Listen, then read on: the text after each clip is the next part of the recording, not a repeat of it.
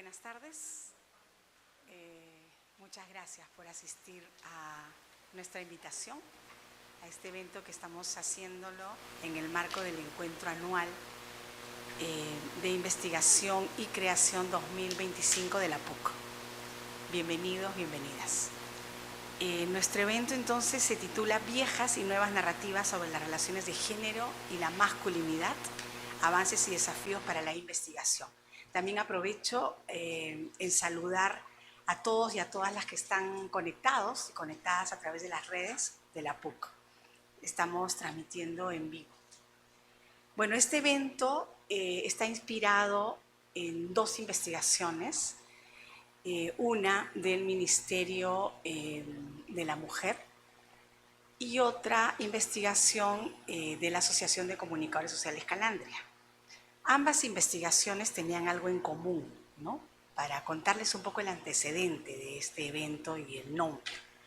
Ambas investigaciones coincidían en que estaban ocurriendo cambios importantes respecto a cómo los hombres veían a las mujeres y cómo las mujeres veían a los hombres, sobre todo en una generación entre los 30 y 50 años, ¿no?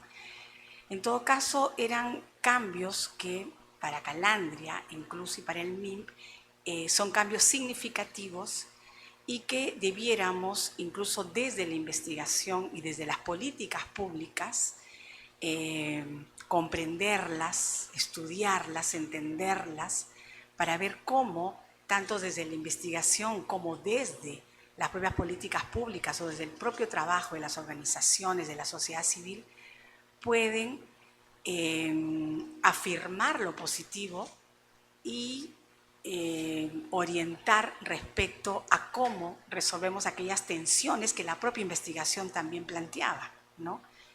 Por ejemplo, habían cambios muy positivos respecto a los roles de género en lo doméstico, ¿no?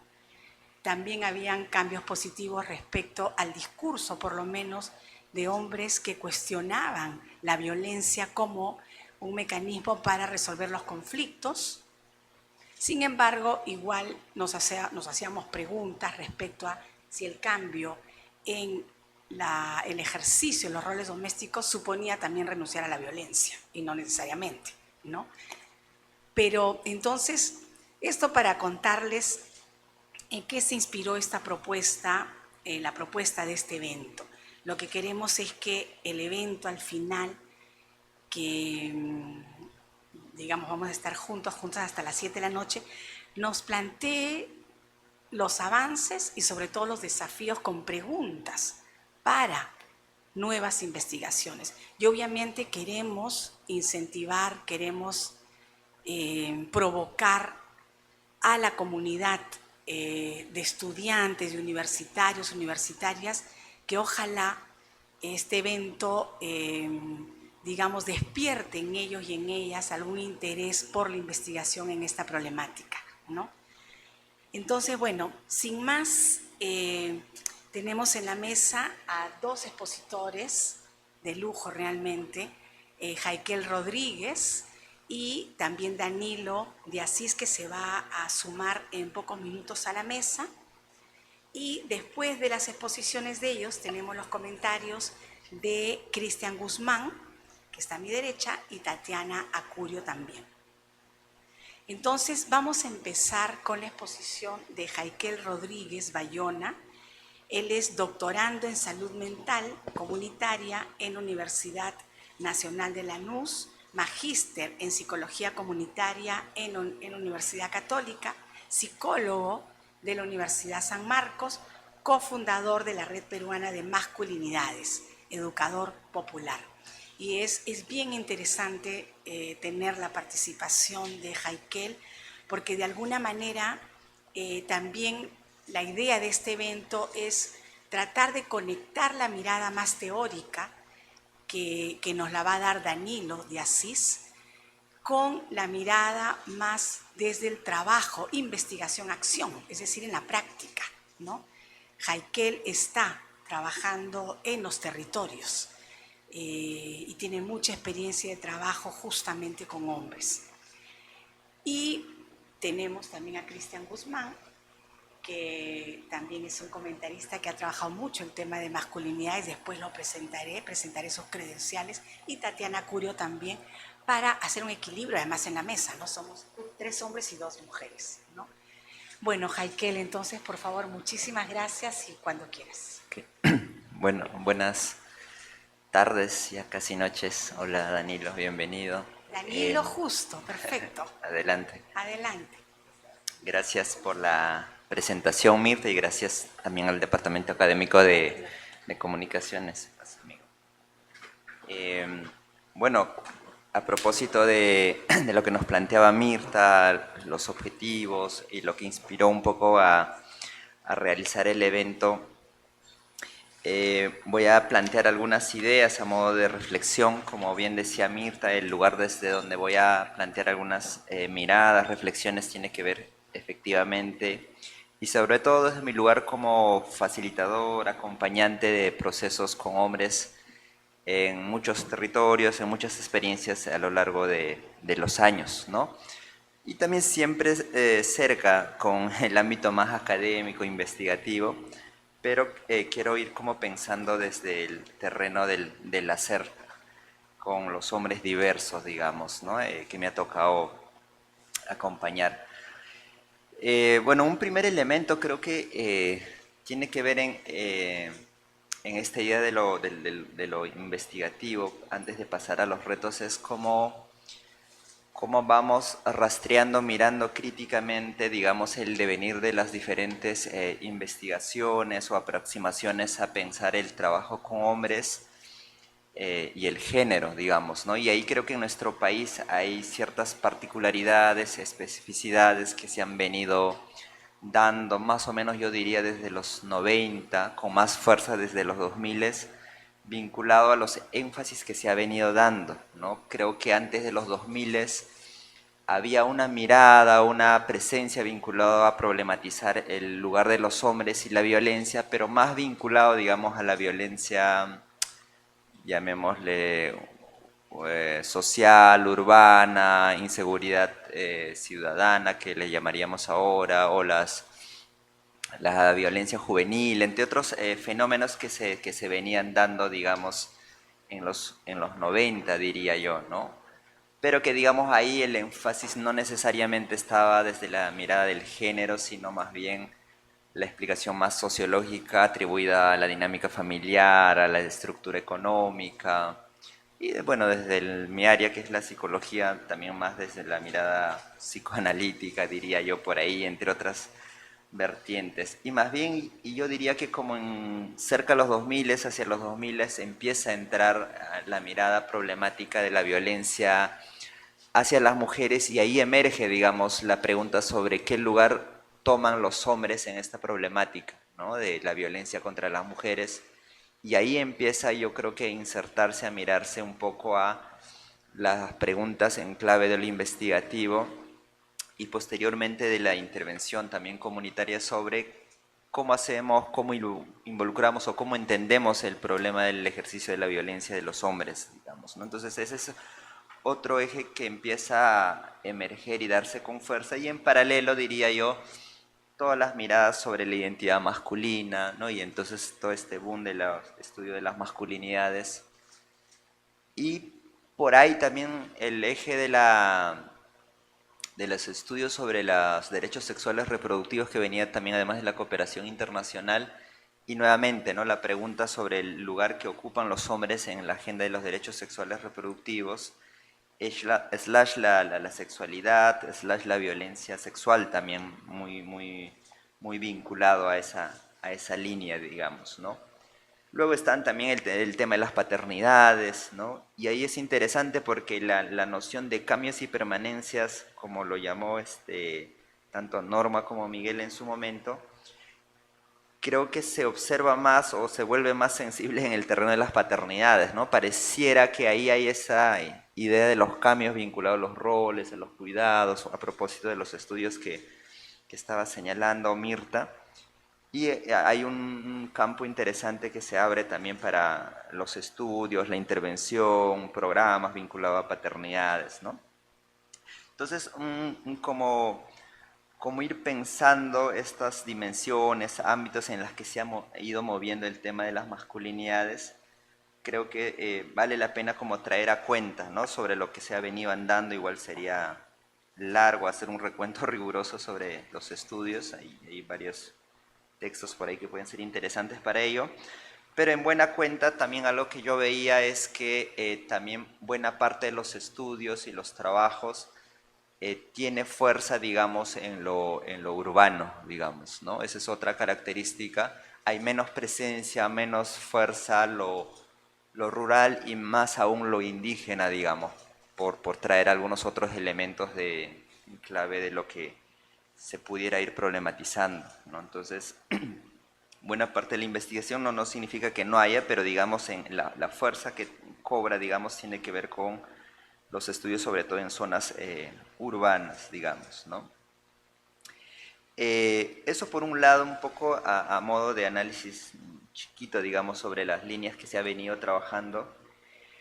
Y lo otro, creo que sí es interesante pensar a la luz del 2025 cómo vamos leyendo el contexto político y social, ¿no? Y esta evidente avance del conservadurismo y los autoritarismos, cómo se van articulando y avanzando, digamos, ¿no? Creo que eso es interesante. Ahí Danilo seguro nos va a dar luces más interesantes sobre cómo se va organizando, cómo podemos leerlo a la luz del proceso histórico también, ¿no?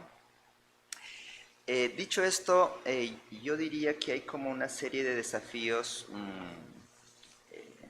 en dos o tres órdenes, ¿no? Un primer elemento tiene que ver, yo creo que con el desafío más epistemológico, ¿no? ¿Qué implica eso, no? Eh, Decíamos, ¿no? Si uno empieza a ver los estudios vinculados a los hombres, las masculinidades, de una u otra forma pasa de la mirada del asunto problemático de la violencia y los hombres desde una lectura más de la estructura, de la desestructura familiar, ¿no? La dinámica económica, a una mirada de género. Sin embargo, creería yo que aún el marco teórico conceptual sigue teniendo un peso muy occidental, ¿no? En la lectura, en la mirada de las categorías, incluida el de masculinidades, las nociones que se tenga, digamos, sobre la lectura del género, sigue siendo el peso occidental en ese sentido. Creo que es un reto empezar a cada vez más profundizar investigaciones que empiezan a construir o echen mano, digamos, de epistemologías más desde este lado, ¿no? Llámese epistemologías del sur, epistemologías críticas, y eso inevitablemente pasa por empezar a construir conocimiento de manera situada, ¿no? Eh, y eso es empezar a hacer investigación, empezar a construir conocimiento desde los territorios, con los actores claves de los procesos que acompañamos, ¿no?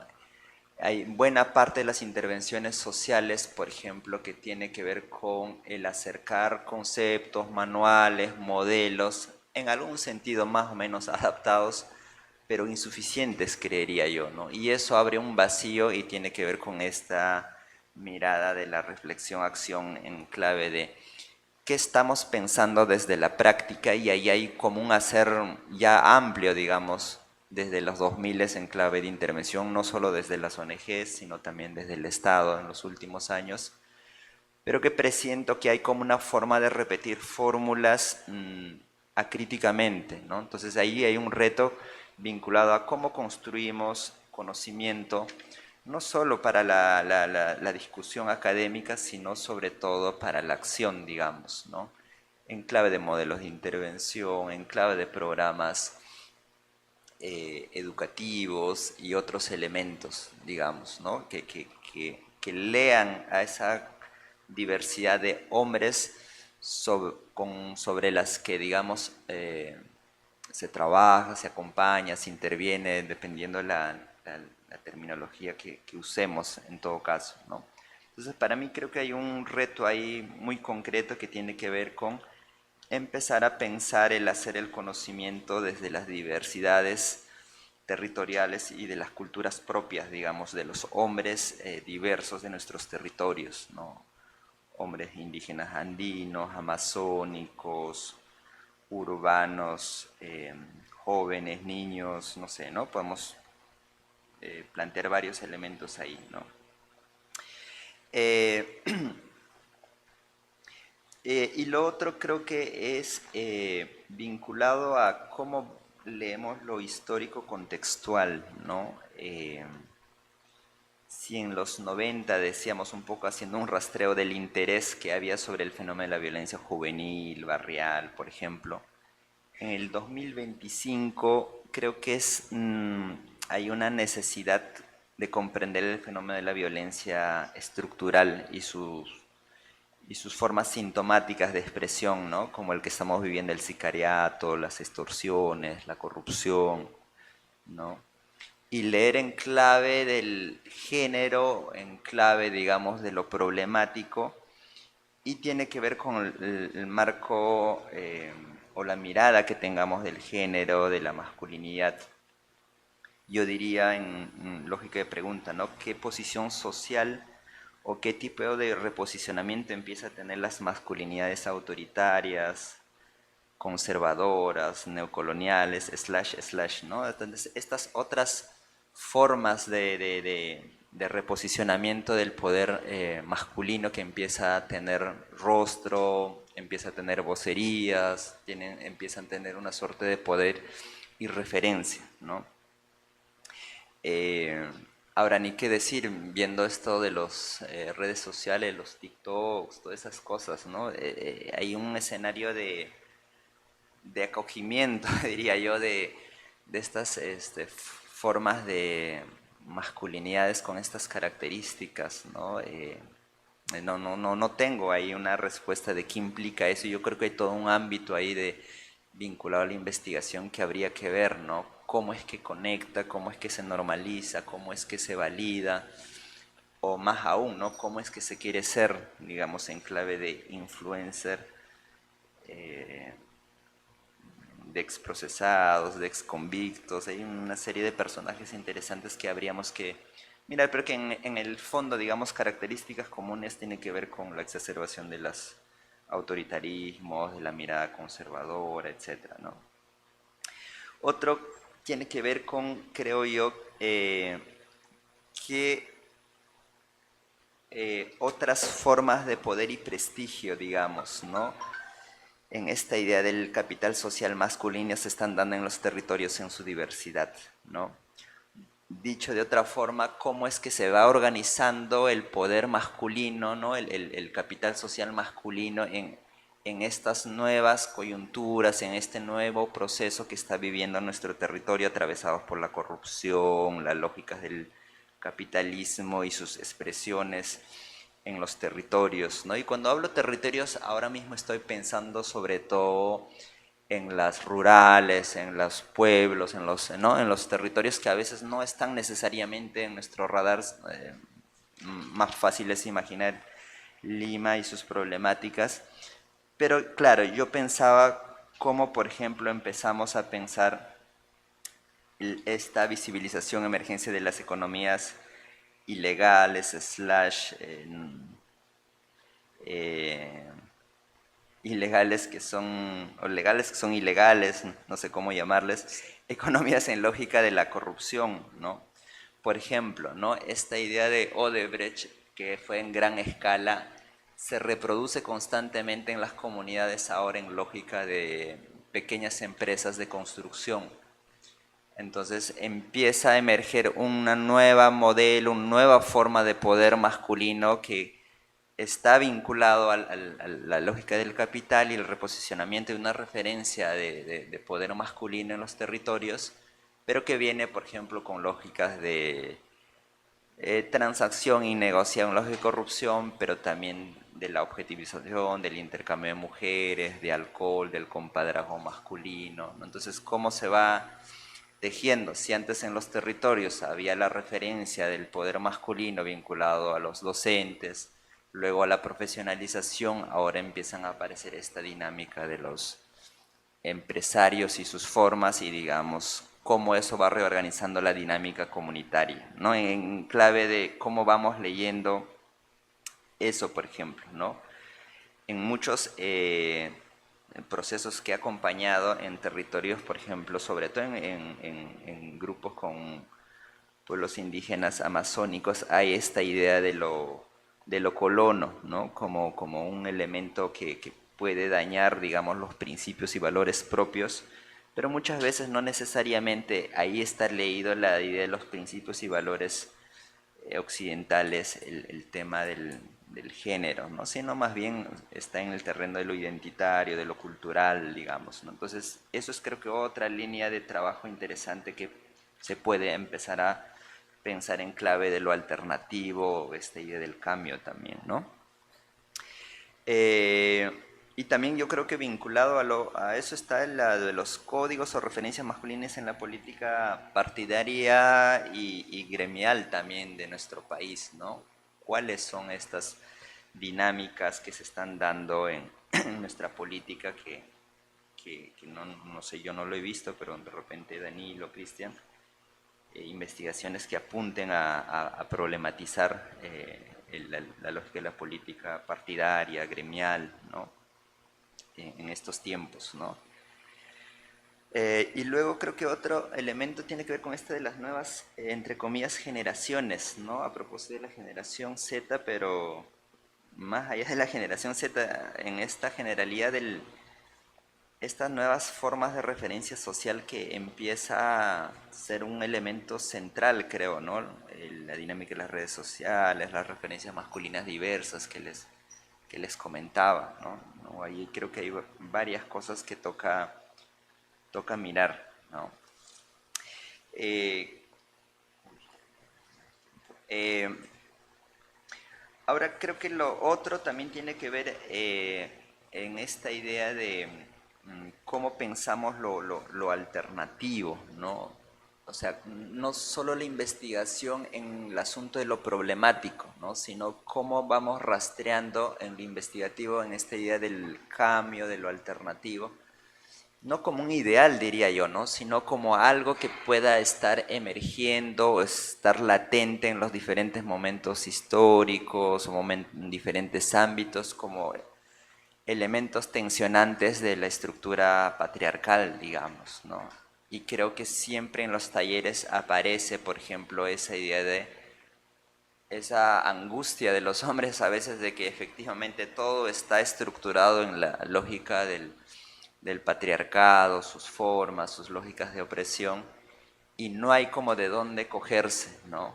Y cuando uno problematiza y mira con ellos sobre estas otras posibilidades en lógica de resistencia o de disidencia o de lo alternativo, efectivamente emergen, ¿no? Algunas referencias masculinas o prácticas, no solo a nivel identitario, sino sobre las formas y los códigos de relacionamiento.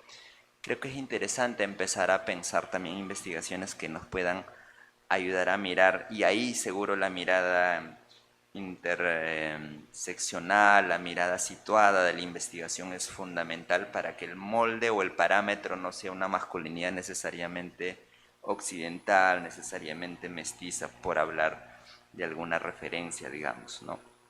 Entonces, pensar, digamos, lo de la referencia, la transformación desde referencias o culturas vivas concretas, yo diría yo, ¿no? Ahí empezará, y ahí, claro, despojarnos de nuestro parámetro de referencia del occidental a veces es un asunto problemático ya para quienes investigamos o acompañamos en general, ¿no? Luego, otro elemento que yo he observado tiene que ver con esta idea de cómo en muchas experiencias aparece la idea del riesgo, ¿no? Bueno, eso no es algo nuevo, creo que quienes trabajamos con hombres todo el tiempo lo detectamos, que tiene que ver con la inseguridad, el miedo o el riesgo de los hombres vinculado a perder el poder y el control masculino, ¿no? Y digamos cómo empezar a pensar esta idea de los temores o malestares individuales, pero no solo individuales, sobre todo sociales de las masculinidades, ¿no? ¿Qué implica eso, no? porque muchas veces algo que como primera capa parece es el avance del cambio en la idea de lo correcto, ¿no? De lo políticamente de lo correcto, de que los hombres puedan admitir que la violencia no es buena o que es mala, ¿no? Que está bueno la igualdad, pero siempre hasta un punto, ¿no? No tanto, ¿no? Y el temor a que las mujeres tengan muchos derechos, como un discurso cada vez más fuerte en clave de resistencia, ¿no? En esta idea de ser sobrepasados, o más adelante incluso la idea de que pues también las mujeres abusan de los hombres, digamos, ¿no? Son discursos que emergen, yo los leo en clave de riesgo, de inseguridad, y esa es la tensión en la que constantemente los hombres, por lo menos que intentan avanzar en la reflexión, se ven confrontados, ¿no? Otro elemento, claro, esta idea que ya les comentaba, ¿no? Problematizar con los propios hombres, sobre todo en territorios indígenas, creo la noción de lo colono desde el género, ¿no? Es más fácil reflexionar sobre la noción de lo colono desde las otras estructuras de opresión y más difícil o más complejo tal vez transitar o trenzar estas otras dimensiones vinculadas también al género, ¿no? Y ahí creo que hay un proceso, un reto que implica trabajar más profundo, diría yo, ¿no? Y ir pensando esta idea de las jerarquizaciones sociales diversas que se dan en los territorios, ¿no? Bueno, voy cerrando con esto. Creo que en general hay una serie de ámbitos y agendas que se puede ampliar, desarrollar, no si pensáramos en lógica de ámbitos para la investigación, son diversas, múltiples, pero creo que ahí con lo primero que empezaba es clave, ¿no? El qué tipo de investigación sobre desde qué marcos y el para qué, ¿no? Investigar el para qué, desde dónde, con quiénes. Por ejemplo, varones y migración es todo un ámbito. En los últimos años, creo que con la entrada de la cooperación internacional y migración han empezado a trabajar algo por ahí. El tema del mundo laboral, la relación con la precarización laboral y los hombres, por ejemplo, ¿no? El tema de la salud mental y los varones, ¿no? El tema de la diversidad sexual, ¿no? En la última publicación del profe Martín Jaimes vi, digamos, algunas investigaciones vinculadas a transmasculinidades, por ejemplo, que me pareció súper chévere, ¿no? Que durante buen tiempo ha estado ausente. El tema del extractivismo y el medio ambiente, digamos, cómo empezamos también a trabajar desde ahí, entre otros ámbitos diversos que uno puede ir leyendo, ¿no? Pero creo que en general tiene que ver con ir también construyendo una mirada de un proyecto país-mundo, digamos, más amplio, ¿no? Y ahí pensar otras posibilidades de relacionamiento de género y la posición social de las, entre comillas, masculinidades, por ejemplo, ¿no? En lógica de la racialización, la lógica de la clase, que ahí seguro Danilo nos va a ampliar mucho más su mirada, ¿no? Yo me quedo hasta ahí porque creo que estoy justo. Sí, está bien. Gracias. Genial. Gracias, muchas gracias. Jaike, les voy a dar un abrazo iba a decir, aplausos. Gracias, Jaike, muchas gracias. Y un abrazo también, ¿no? Bueno, interesante, interesante. Y ahora, bueno, vamos a escuchar a Danilo de Asís. Él es doctor en estudios latinoamericanos por la Universidad Nacional Autónoma de México, maestro en psicología social por la Universidad Federal de Santa Catarina y licenciado en antropología por la Universidad de Brasilia. Y es parte del equipo de ciencias sociales de la Universidad Nacional Mayor de San Marcos. Bienvenido, Danilo, y te escuchamos. Creo que tienes acá, ese es el control. Lo tiene que prender.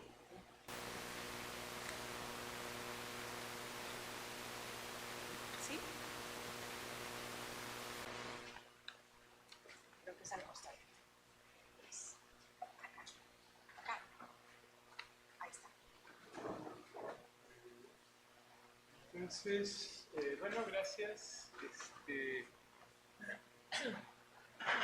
Entonces, bueno, así lo lo, bueno, primero agradecerles, ¿no? Disculpa que yo estoy, sí, muy a las carreras, disculpen por haber llegado tarde, y nada, muchas gracias por la oportunidad, ¿no? De estar acá conversando con ustedes, ¿no? De poder conocer a algunas personalmente, poder rever a algunos amigos, entonces es bonito estar acá. Muchas gracias por ustedes también que han venido del público. Y, y bueno, entonces la idea, bueno, el título lo puse así, ¿no? Masculinidad como dispositivo de control y poder sobre hombres, ¿no? Porque la idea en general, ¿no? Es de que, pues, y efectivamente es también, ¿no? La masculinidad es un elemento como yo digo en un rato, como propio de los hombres, y los hombres, digamos, surgen, ¿no? En sus relaciones con las mujeres, ¿no? En una posición superior, ¿no? En un tiempo histórico no determinado, ¿no? O sea, no hay hombre en la naturaleza, no hay mujer en la naturaleza propiamente dicho, son relaciones, ¿no? Y los hombres efectivamente están del lado superior, pero eso no implica que automáticamente lo estén en todos los ámbitos de la vida, ¿no? Y más bien lo que se va a percibir es que esa masculinidad, como esa propiedad de ser hombres, es uno, quizás el más importante medio pues de manipulación social, ¿no? Que es lo que voy a tratar de defender. Quizás el término manipular sea muy bruto, pero es bastante indicativo de lo que ocurre. Eh, no, porque igual tengo que leer. Este, entonces, todos los hombres negros que amo se encuentran aislados, carentes de cualquier sentido de solidaridad o de grupo, ¿no? Que eso lo escribió Bell Hooks, ¿no? En un libro que no sé si creo que ya lo están traduciendo al castellano, pero bueno, Bell Hooks, ¿no? Que falleció algo recientemente, es, ¿no? Pues no, una gran pensadora negra y antiimperialista estadounidense, ¿no? Lectora también ¿no? Como antiimperialista de la literatura latinoamericana, ¿no? También entre ellas de Gustavo Gutiérrez, ¿no? Y ella escribió ese libro después de mucho tiempo de estar buscando que los hombres negros lo escribieran, ¿no? Porque ella lo que sentía, como está ahí claramente, era que los hombres negros estaban mal, que los hombres negros vivían mal, pero que por alguna razón no pues tampoco lograban hablar de este malestar que sentían, ¿no? Entonces ahí ella decide escribir el libro y ahí o sea, es bien grave, ¿no? Porque, o sea, no está diciendo que es una mayoría, no está diciendo que tienen dificultades para sentirse parte de un grupo, de algo, no, se está diciendo de plano que son todos y que no tienen ningún sentido de solidaridad o de grupo, ¿no? Se está hablando de individuos completamente aislados entre sí, ¿no? Y las gentes negras, digamos, los hombres, eso es especialmente pues, llamativo y triste porque si pudiéramos, ¿no? Porque creo que ahora no tendríamos tiempo, si pudiéramos hacer, ¿no? Un recuento histórico, veríamos, ¿no? Que en África justamente es donde hay una forma de existencia de género muy igualitaria, ¿no? Rara que se haya encontrado en el mundo, digamos, precolonial. O sea, sí había, por ejemplo, ¿no? Los pueblos amazónicos, algunos pueblos amazónicos, ¿no? Parte de los Andes, ¿no? La costa norte peruana, la costa de Ecuador, ¿no? En donde había relaciones relativamente igualitarias entre hombres y mujeres, ¿no? Pero es algo raro, ¿no? Y en África lo ocurría, eso que era raro, ocurría en África con alguna mayor frecuencia que en otros lugares del mundo, ¿no? Entonces es triste, ¿no? Que en un proceso, que es un proceso claramente evidente, ¿no? Que además en Estados Unidos se puede hasta poner fechas, ¿no? Que empiezan con los linchamientos ¿no? De lo que se decían, pero eran falsedades puras, ¿no? Que eran las violaciones de los hombres negros contra las mujeres blancas, ¿no? Desde la década de 1880, ¿no? Hasta una serie de políticas culturales y políticas económicas hacia los hombres negros, ¿no? Que van conformando una masculinidad muy violenta, ¿no? Entonces aquellas personas que hasta finales del siglo XX vivían dentro de una lógica del siglo XIX, disculpa, hasta finales del siglo XIX e inicios del XX vivían, ¿no? Una relativa igualdad de género de repente estaban viviendo bajo una jerarquía de género atroz, ¿no? Y que eso es producto y se puede documentar muy claramente como una estrategia de dominación de las gentes blancas sobre las gentes negras, ¿no? Y siempre o casi siempre para el poder lo más fácil es o fue manipular las identidades masculinas para poder debilitar los tejidos comunitarios, ¿no? Entonces, voy siguiendo. Y bueno, este es un cuadro que yo hice hace un tiempo, pero me pareció que era interesante traerlo acá, ¿no? Que es como cómo funcionaría, digamos, esta articulación patriarcal, ¿no? O sea, yo creo que podemos hablar, ¿no? De un patriarcado, podemos hablar de un... ¿Tiene cosita roja así, no? No, ya está bien. Ya está bien. Entonces, o sea, porque sí, claro, estamos hablando pues de que estamos en un patriarcado, ¿no? Entendido así de manera general como, ¿no? Un ámbito en una vida social en la cual los hombres tienen una fuerte situación de dominio sobre las mujeres en general, pero el patriarcado nunca es, como su nombre puede dar lugar, algo así propiamente, ¿cómo se dice? O sea, homogéneo, ¿no? Más bien todo lo contrario. O sea, casi siempre el patriarcado es, ¿no? Una forma en que los hombres se articulan entre sí en posiciones muy diferentes, ¿no? Y más bien muchos hombres aceptan, ¿no? Una superioridad de algún, ¿no?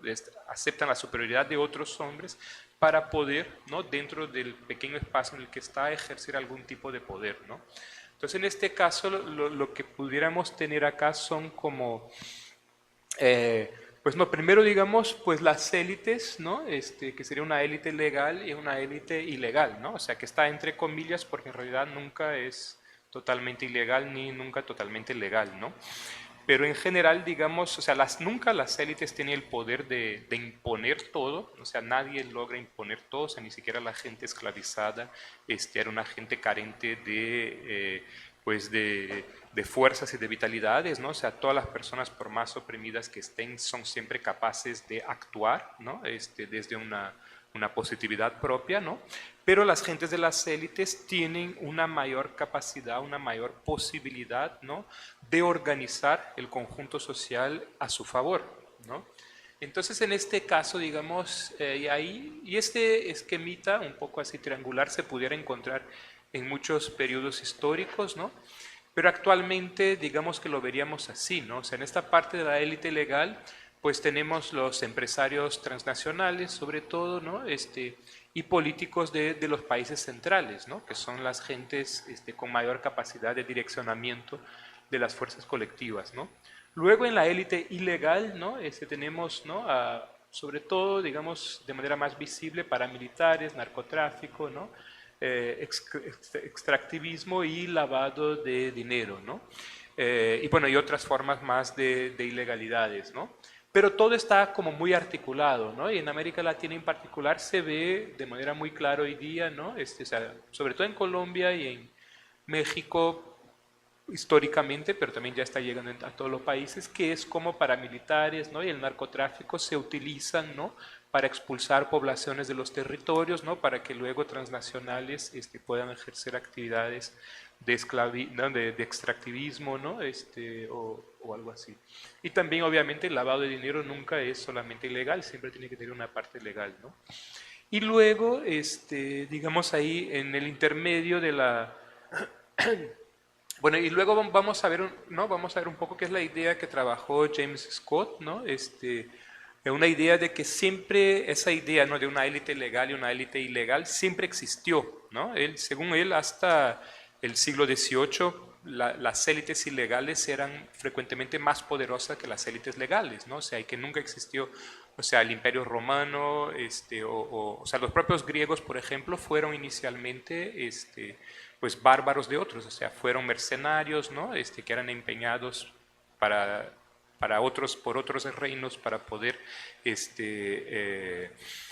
defenderse del imperio persa, ¿no? Luego fueron pues piratas, ¿no? Los griegos, los atenienses en particulares eran piratas, ¿no?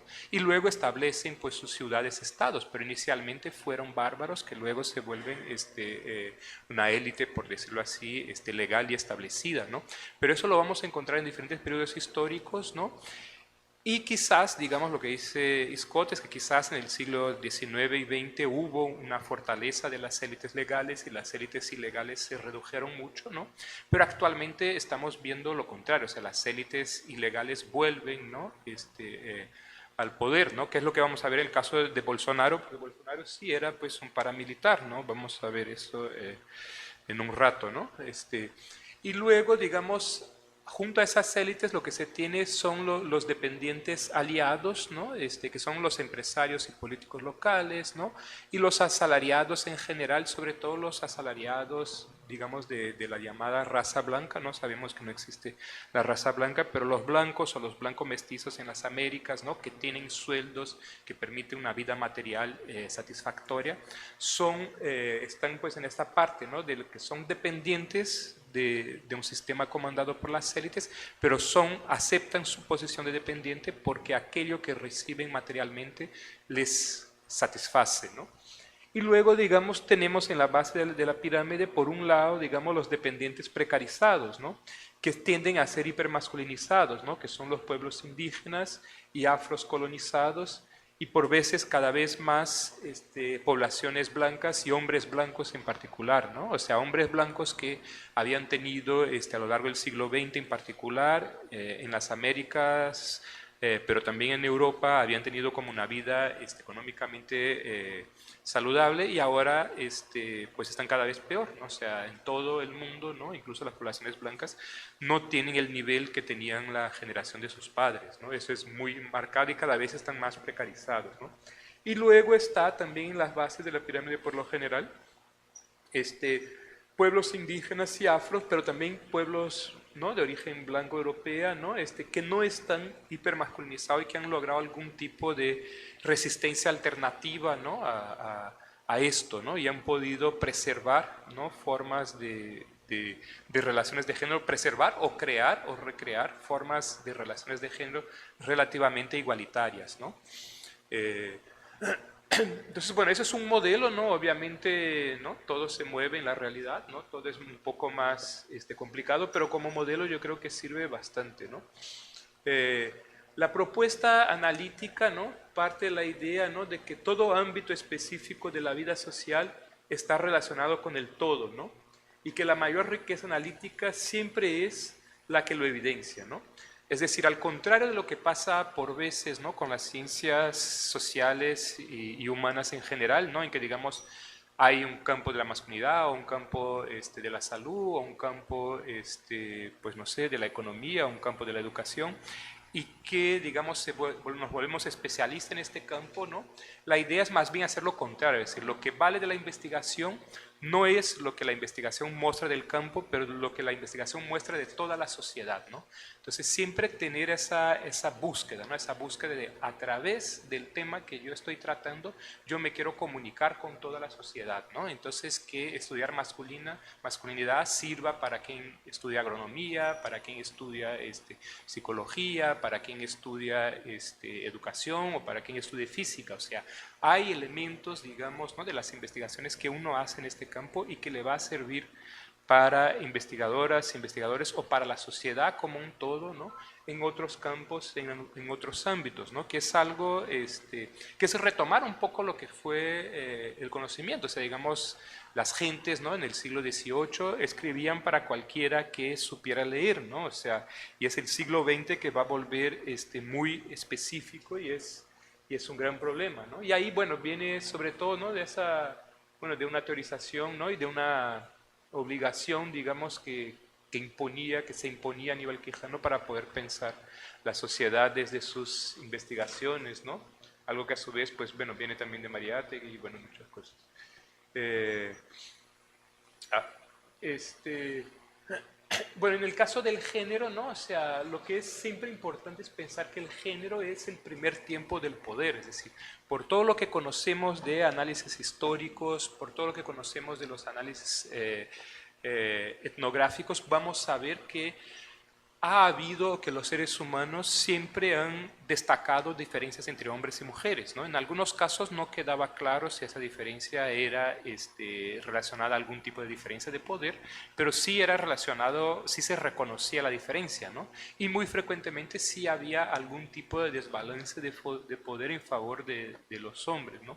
Y eso, digamos, en el mundo occidental, que es el mundo que para bien o para mal domina hoy día, por lo menos desde hace 7.000 años, ¿no? Empieza un proceso de masculinización, ¿no? de las sociedades que luego se va a ver agravado a partir de hace unos 2.500 años, ¿no?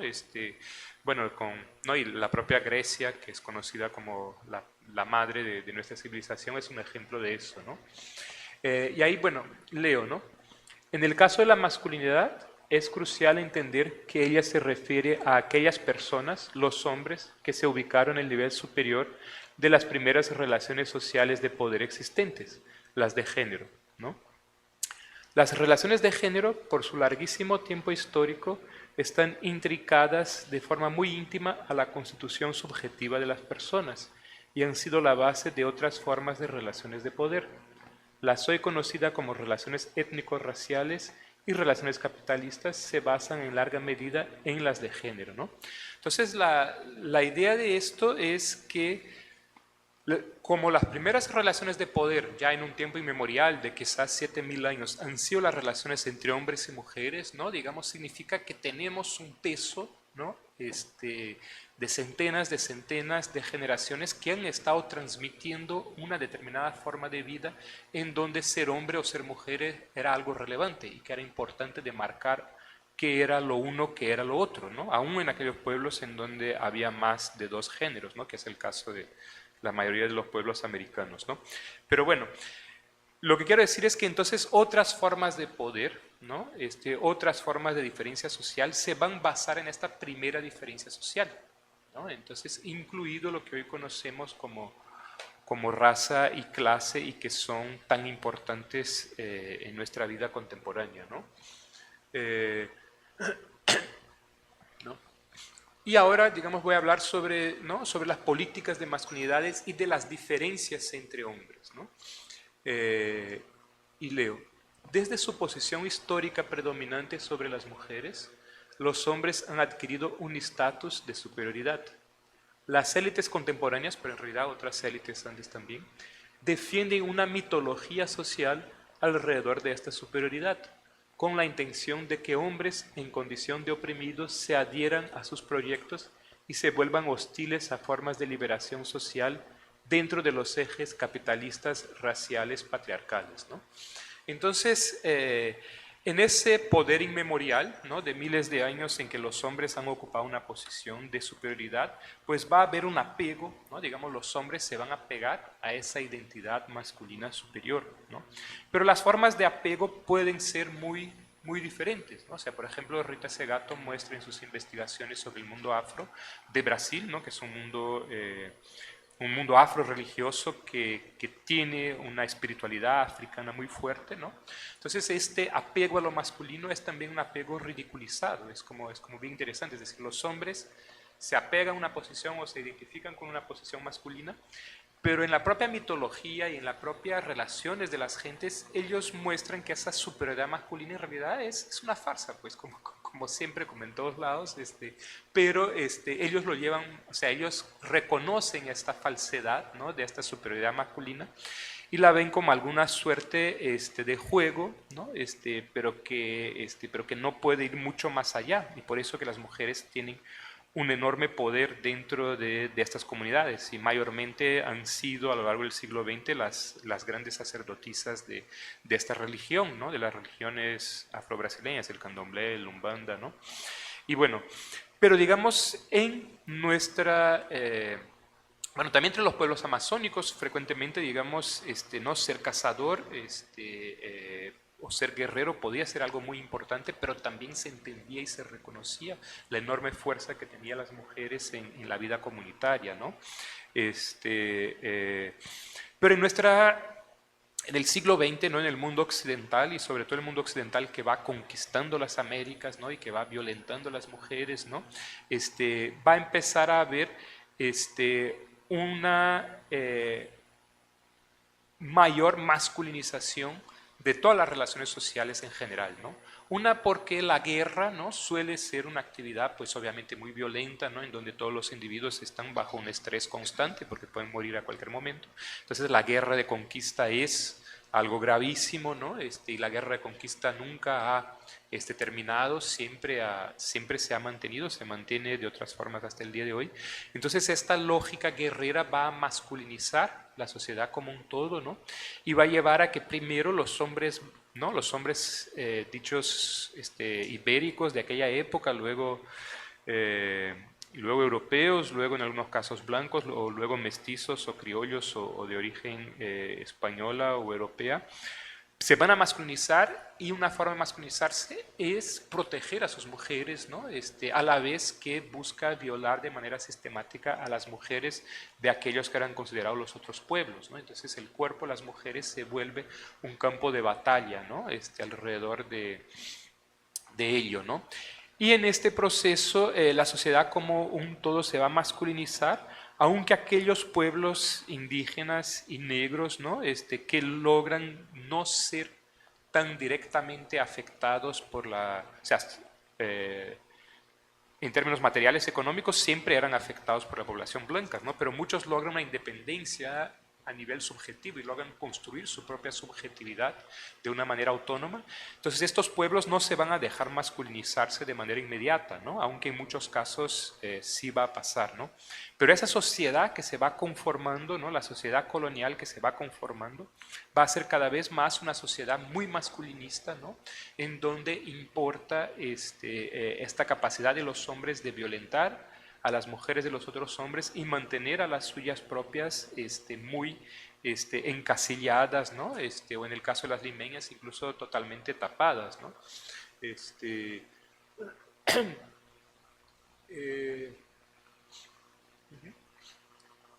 En el periodo contemporáneo, ¿no? Que unifica sobreexplotación y capitalismo de bajo crecimiento, ella ha dado lugar a políticas que generalizan la hipermasculinización entre hombres, quienes acatan ideologías sociales, creencias en la meritocracia, en las leyes del mercado, en la recompensa del trabajo según los méritos, etcétera, que juegan claramente en su contra. La hipermasculinidad se definiría como aquella que lleva a los hombres a ocupar posiciones cuyas fuerzas superan en larga medida a las suyas propias, ¿no? Entonces lo que estamos viviendo, ¿no? Actualmente es un proceso, ¿no? Digamos, mientras en el siglo XX se buscó, ¿no? Que el hombre hegemónico, que el hombre, digamos, mayormente fuera un hombre padre de familia, ¿no? Con un salario estable, con una profesión estable, que pudiera verse y percibirse a sí mismo como un ser humano responsable, ¿no? Las necesidades actuales del capital, que es un capital que necesita crecer mucho más de lo que está creciendo, más bien busca la inestabilidad, ¿no? O sea, busca que el ser humano, en lugar de mirar, ¿no? Buscar construir un mundo en el cual él pueda ser una persona segura, más bien tenga que arriesgarse para lograr encontrar un lugar al sol, ¿no? Entonces eso se va haciendo a través de una serie de políticas culturales y políticas económicas, ¿no? O sea, las políticas económicas pues claramente, ¿no? Las vamos viendo, que es la precarización, la pérdida de derechos, ¿no? De derechos laborales en particular, ¿no? El avance del crimen, pero también toda una serie de políticas culturales que van mostrando, por ejemplo, ¿no? O sea, que empiezan a ridicularizar el padre de familia, ¿no? Por ejemplo, era interesante en la época del viejo Bush, ¿no? Que él antagonizaba con los Simpsons, ¿no? Y él decía, no, porque los Simpsons no son la familia americana, ¿no? Y golpeaba la mesa y se hacía él muy enojado con eso. Pero es que los Simpsons era justamente lo que buscaban el nuevo deseo capitalista, que es la idea, digamos, de un padre de familia al cual tú no lo puedas respetar, ¿no? O sea, digamos, o sea, Homero Simpson es pues un imbécil, ¿no? Que por suerte está con quien está, ¿no? Por suerte nunca le despiden de su trabajo, etcétera. Pero esa posición de un padre de familia que se le pueda ridiculizar todo el tiempo ha salido demasiado, ¿no? O sea, en los últimos 40, 30 años, ¿no? Y cada vez un poco más. Y antes no existía. Antes siempre el padre de familia presentado, ¿no? En las películas era un padre de familia ejemplar, ¿no? Que cumplía, o sea, ejemplar, así no era muy afectuoso, ¿no? Con sus hijos, pero cumplía con sus responsabilidades, sobre todo económicas, ¿no? Y se le mostraba como alguien a quien se le debería tener respeto, ¿no? Entonces esa producción, ¿no? Digamos, de esos padres de familia idiotizados, ¿no? Como Homero Simpson, era la idea de que aquel ideal anterior de buscar una seguridad era un ideal que ya no valía la pena, ¿no? Y más bien, digamos, el ideal, digamos, o sea, el padre de familia nunca ha dejado de ser totalmente un ideal, no es así, pero ahora es cada vez más cuestionado, ¿no? Y cada vez más la figura, ¿no? Que se busca es la figura del joven, ¿no? Que es capaz de arriesgarse por algún tipo de ideal, ¿no? Y que quizás en las películas les vaya bien, pero en la vida cotidiana a la mayoría les va mal, ¿no? Entonces, pero les va mal, pero además, digamos, se echan la culpa sobre sí mismos, ¿no? Y no perciben que es el sistema lo que le está llevando a esto, ¿no? Entonces, pero lo que estamos queriendo, o sea, lo que el sistema está queriendo hacer es justamente que no nos volvamos a identificar con la posición de personas, de hombres o de mujeres que podamos reivindicar una profesión estable, ¿no? O sea, porque la persona que reivindica una profesión estable es casi como considerada como alguien que no quiere luchar, que no quiere actualizarse, que no quiere estar a la altura de los tiempos o de los desafíos, ¿no? Entonces eso es un poco lo que nos está pasando, ¿no? Y entonces a hipermasculinidad, ¿no? Que se podría definir de varias cosas, yo defino sobre todo eso, digamos, a aquella forma de ser hombre en la cual los hombres están condicionados o son obligados a ponerse en una posición, ¿no? En la cual él no tiene las fuerzas para controlar, ¿no? Y en las cuales solo le va a ir bien si es que tiene algún tipo de suertes, ¿no? Y eso en general está pasando a todos los hombres, ¿no? Cada vez, digamos, por las condiciones previas, cada vez peor, ¿no? De diferentes formas, ¿no? Pero, pero bueno, pero les pasa a todos y yo quería solo hablar, digamos, de los expresidentes rápidamente. No voy a leer lo que estaba acá, pero quisiera solo hablar de Bolsonaro. Bueno, yo puse acá estos hombres invertidos, no sé si se les ve. Pero sí quisiera hablar, digamos, como un ejemplo de ello de Bolsonaro, ¿no? Porque Bolsonaro es el tipo de barbarización que yo estaba hablando un poco al principio, ¿no? Porque lo que es interesante, algo que se me olvidó decir, es que los bárbaros también frecuentemente acababan llegando al poder, es decir, ¿no? O sea, los bárbaros que tomaron Roma no eran bárbaros, o sea, no eran que vinieron de afuera, sino que los propios romanos necesitaban de los bárbaros trabajando en sus ejércitos, en algún momento esos bárbaros les toman el poder, ¿no? Pero igual pasó con por lo menos dos dinastías chinas que fueron dinastías conformadas inicialmente por bárbaros, ¿no? Los mexicas, ¿no? Los aztecas en México también eran bárbaros que llegaron a la civilización náhuatl y terminaron, o sea, eran inicialmente pues soldados, mercenarios de Azcapotzalco y luego dan un golpe, ¿no? Y someten a Azcapotzalco, ¿no? Entonces los bárbaros siempre estuvieron ahí, ¿no? Y Bolsonaro es un tipo de bárbaro. O sea, ¿quién fue Bolsonaro? O sea, Bolsonaro era un tipo que, bueno, que no le gustaba mucho trabajar, pero que siempre empezó como soldado, empezó a hacer huelgas, ¿no? Y huelgas y atentados contra el propio ejército para poder ganar más dinero, para que le dieran más sueldos a los soldados de baja patente, ¿no? Entonces, más o menos por el 90, 91, algo así, él pone una bomba en un cuartel, se explota, el ejército hace ¿cómo se llama? Una investigación, se le culpabiliza a él, ¿no? Y el ejército, que a mí me parece algo maravilloso, de repente Ángel nos puede explicar cómo funciona esta lógica. Entonces se le halla culpable a Bolsonaro y entonces se le expulsa al ejército, pero antes de expulsarle le suben, entonces él creo que era no sé qué, teniente y pasa a capitán, y así se va el retiro como capitán, ¿no? Entonces, a mí me parece fantástico esta lógica de las Fuerzas Armadas. Y entonces, ¿él qué hace? O sea, él ya estaba en contacto con los grupos paramilitares que cobraban cupo en Río de Janeiro en la década de los 90, ¿no? O sea, el Río de Janeiro es un poco como el Callao, ¿no? O sea, digamos, un puerto, ¿no? Entonces siempre hubo esas políticas de cobro de cupos, etcétera, etcétera, ¿no? Y espero terminar en 2 minutos, disculpa. Pero entonces, ¿qué es lo que él va a hacer? Entonces él, como era... ¿no? O sea, como era conocido porque había estado luchando por mejores sueldos, él decide candidatearse a regidor de Río de Janeiro y es elegido.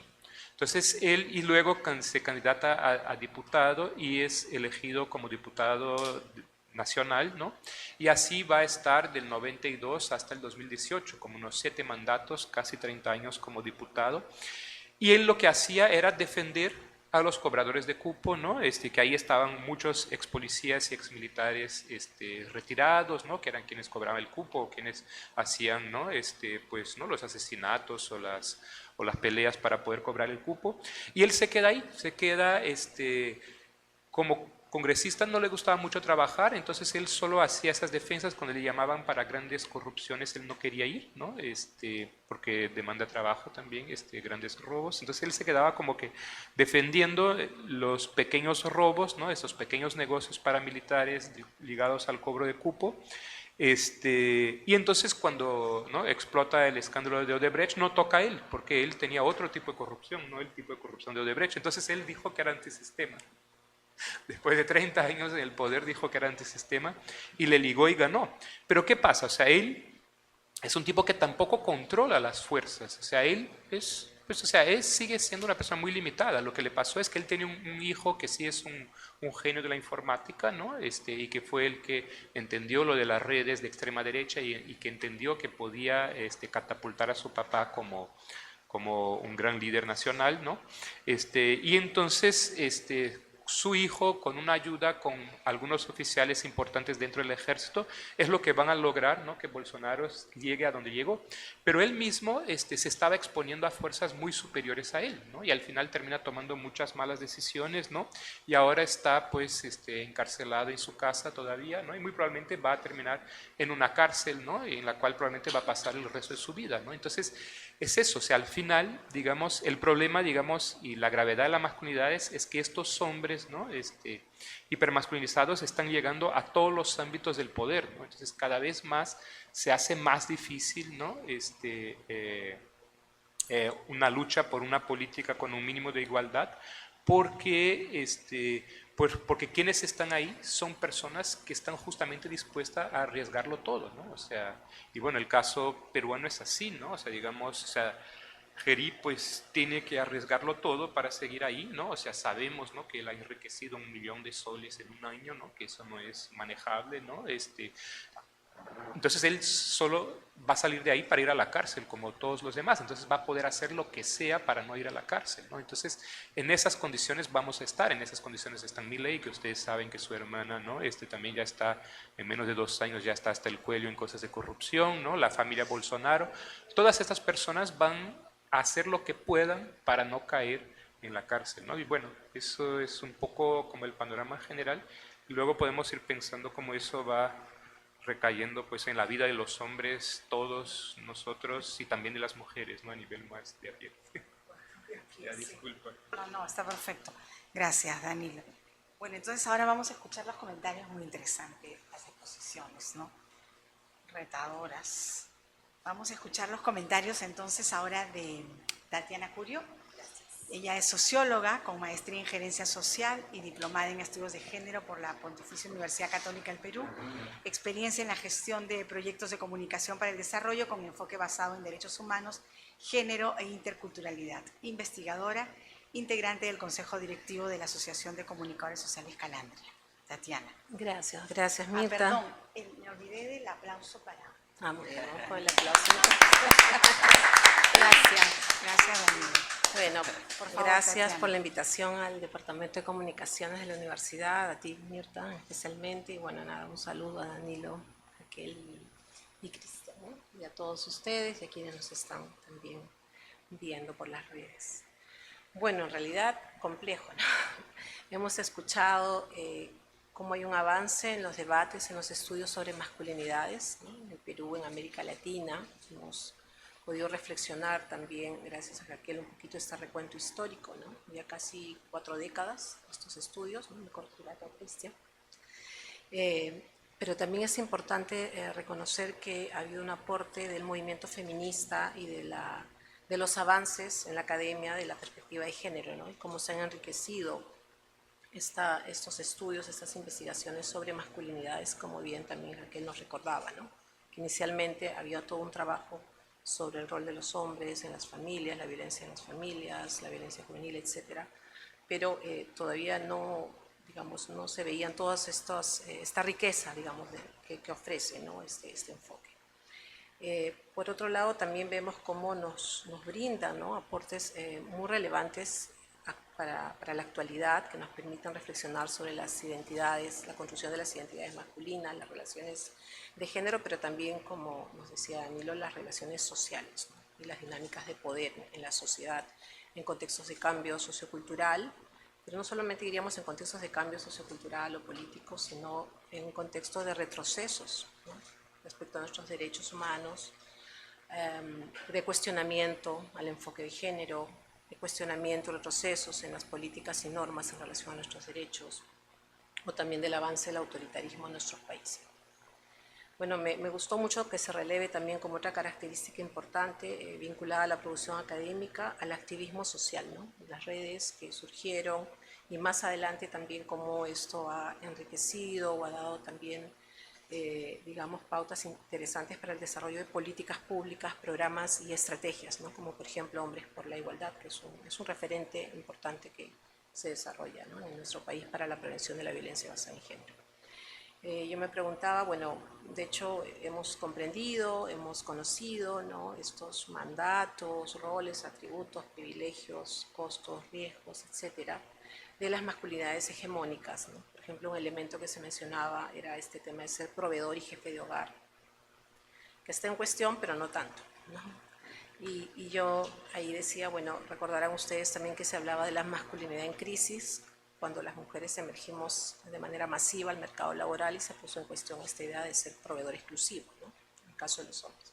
Pero me preguntaba ahora que estamos viviendo, como bien también me parece que lo comentó el compañero Raquel, en la precarización del empleo y de los derechos laborales. Es un contexto particular de informalidad en el trabajo, ¿no? 70% de nuestra población está en estas condiciones. Bueno, entonces, ¿cómo se están dando estos procesos de construcción de las identidades, de las masculinidades, ¿no?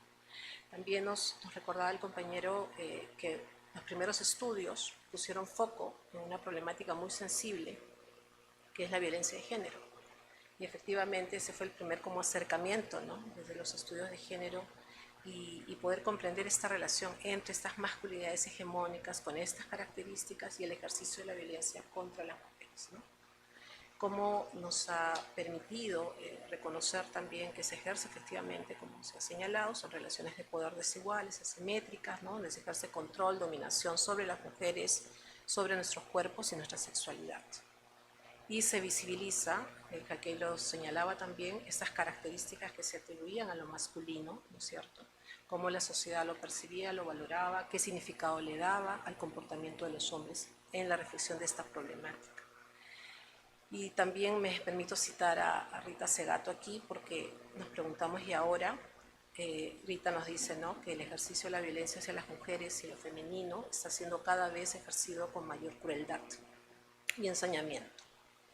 El agresor de esta manera ejerce el poder en dos sentidos. Nos dice que por un lado disciplina a la víctima, la despoja de su soberanía corporal, la subyuga, ¿no?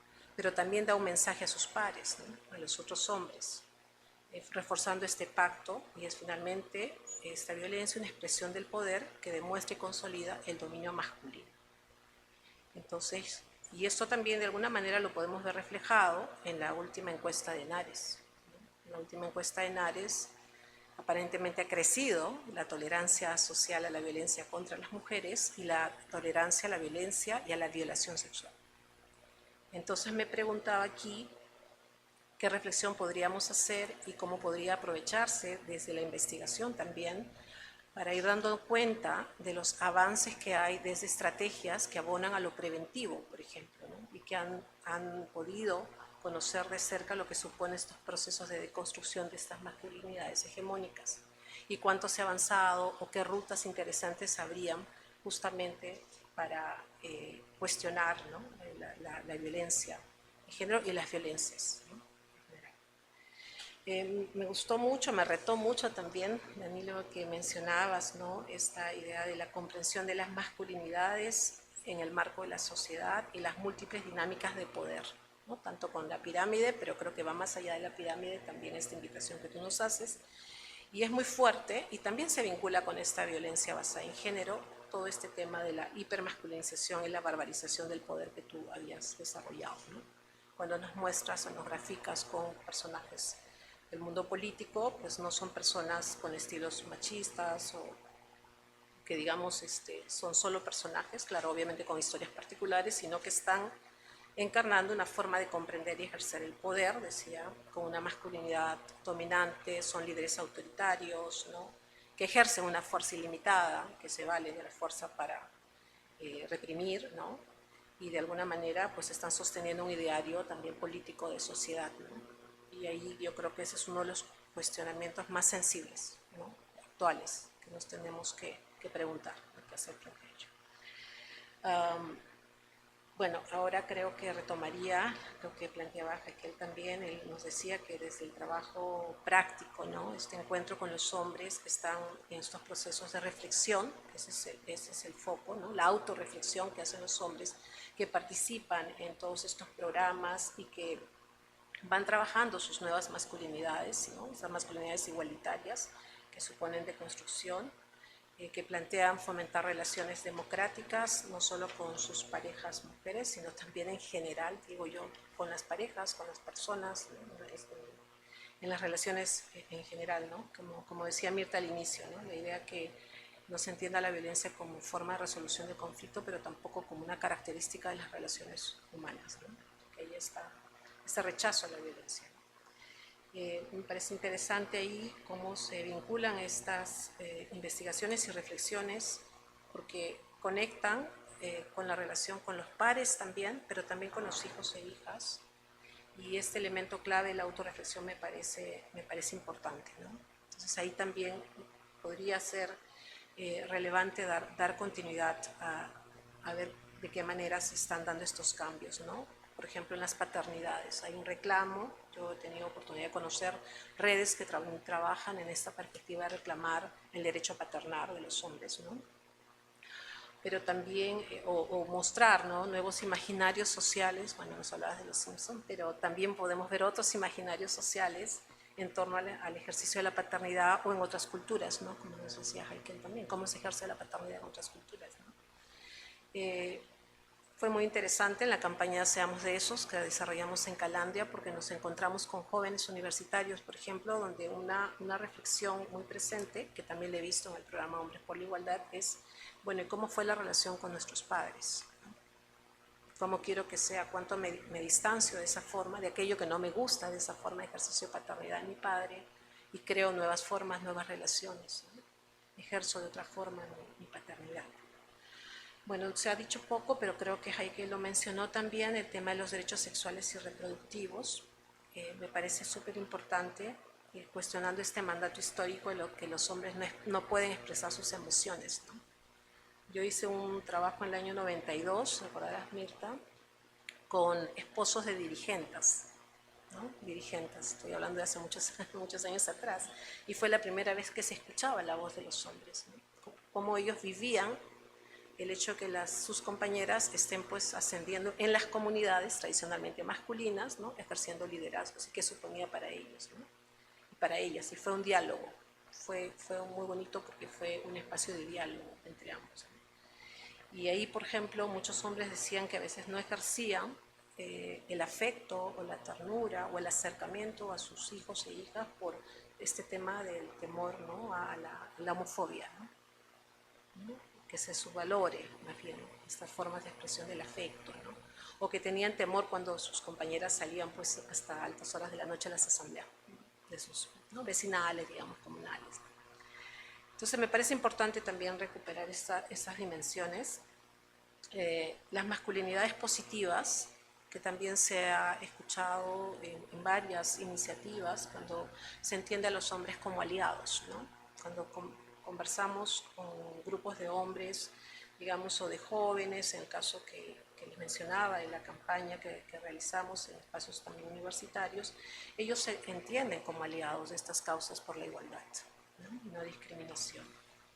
Y es importante lo que señalaba Mirta, ¿no? Cómo se pueden destacar también y promover estos comportamientos alternativos que ya existen, ¿no? Como por ejemplo, al menos a nivel discursivo, encontramos en un sondeo de opinión que realizamos en Calandria, ¿no? Un mayor compromiso con las tareas del cuidado, con las tareas domésticas, ¿no? Las tareas domésticas sobre todo, menos las del cuidado de hijos e hijas, pero creo que es igualmente relevante, ¿no? Que es mostrar también la viabilidad de los cambios, ¿no? Y fue, particularmente, esta campaña fue, a mi juicio, muy interesante, porque también se cuestionaron estos mandatos y roles de género, se desafiaron también, ¿no? Y se mostraron cambios, no solamente desde el sondeo de opinión, que fue lo que antecedió a la campaña, sino también desde la voz de los hombres en el país. Entonces teníamos hombres en Cusco, en Piura, en diferentes lugares del país, contando su experiencia, que eso es sumamente potente, ¿no? Entonces creo que puede ser una línea de investigación interesante, ¿no? A la cual se le pueda dar también continuidad. En ese sentido, quería también, bueno, como para ir finalizando, ¿no? Recuperar lo que Jaikel nos señalaba, que es importante este marco conceptual, ¿no? Crear conocimiento desde otros marcos conceptuales que pueden también enriquecerse. Eso también lo hemos reflexionado desde nuestras posiciones, ¿no? Cuando nos acercamos y producimos conocimiento, ¿no? Desde los territorios, recuperando el protagonismo de los y las actoras, sus historias, sus culturas, etc.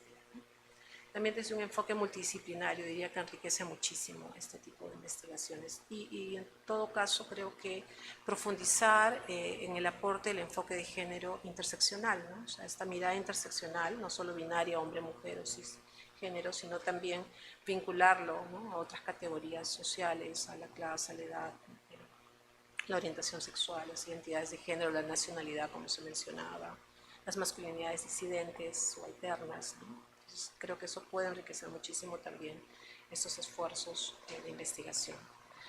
Podría ser una ruta en la que yo conectaría también esta idea de ver de qué manera se están dando estos cambios positivos en las masculinidades, pero también hay resistencias, ¿no? Entonces podemos ir cambiando, por ejemplo, recuerdo también experiencias donde he escuchado a hombres señalar que son, digamos, democráticos en el espacio político, ¿no? Partidario, pero en el espacio familiar se siguen ejerciendo violencia, ¿no? Entonces creo que esta es como bien retador poder profundizar también desde el campo de la investigación.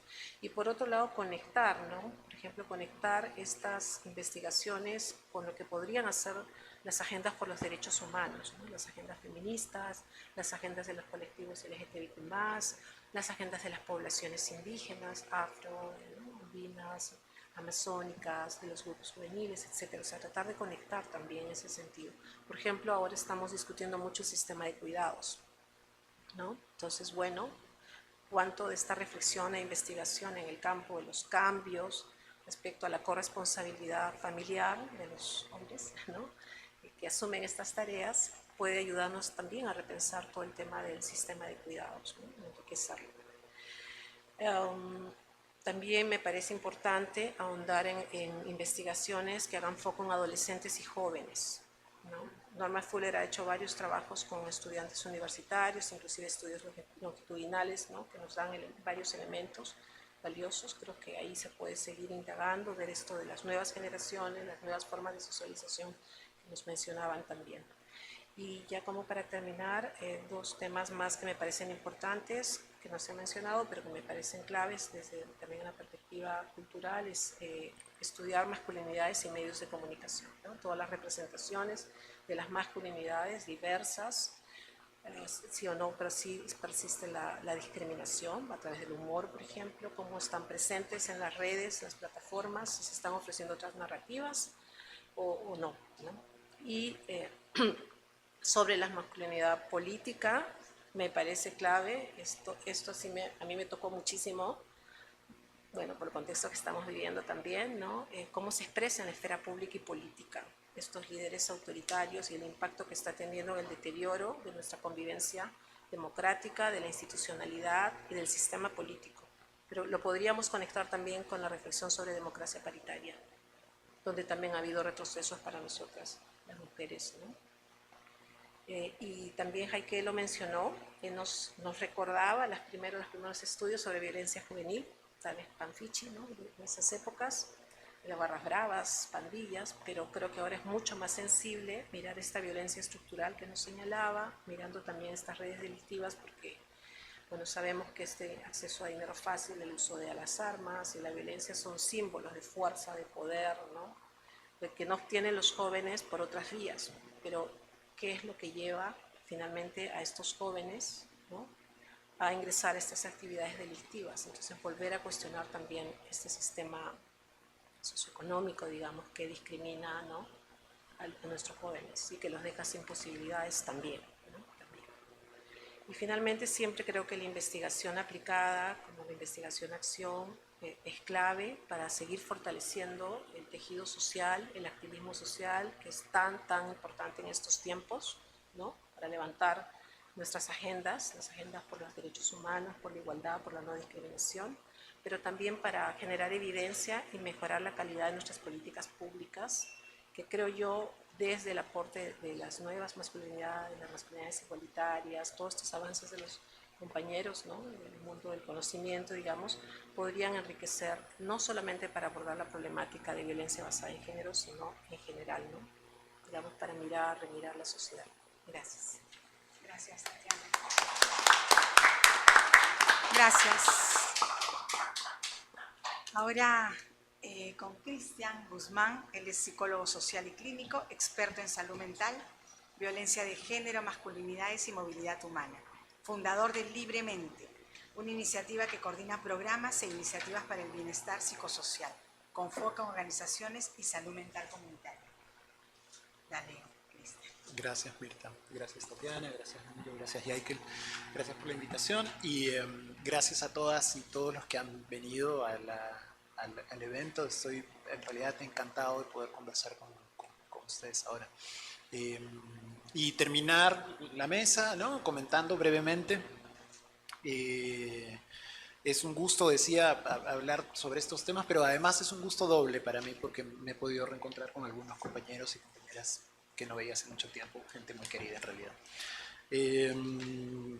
Bueno, ya digamos que mis colegas han expuesto brillantemente el panorama en el campo, ¿no?, y la historia de eones del patriarcado y su influencia en la vida de las personas, particularmente en la vida de los varones.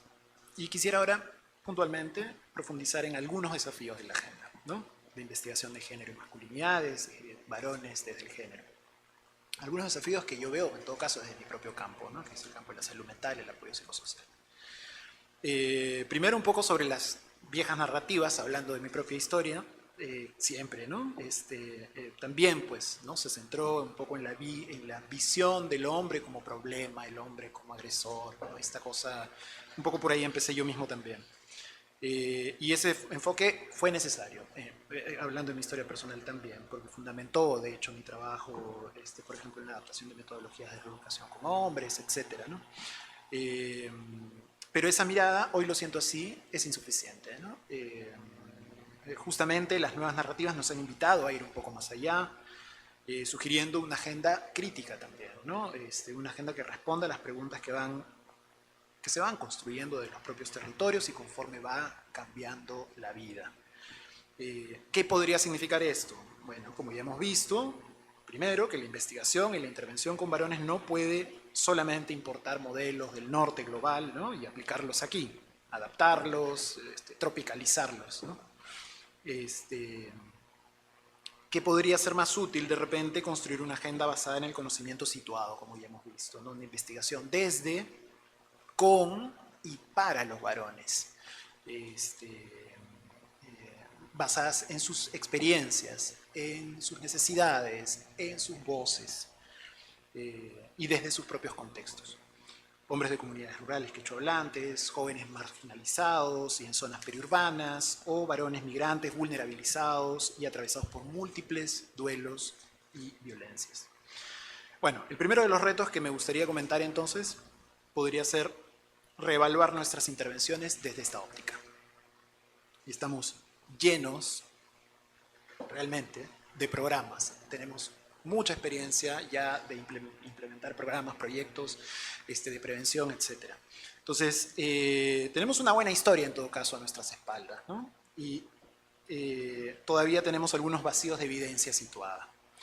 Una mirada crítica que interpela nos pregunta, por ejemplo, para el caso de los programas para hombres que ejercen violencia, el éxito medido por quién. ¿Basta con que un hombre no reincida? O digamos con que diga que no reincide.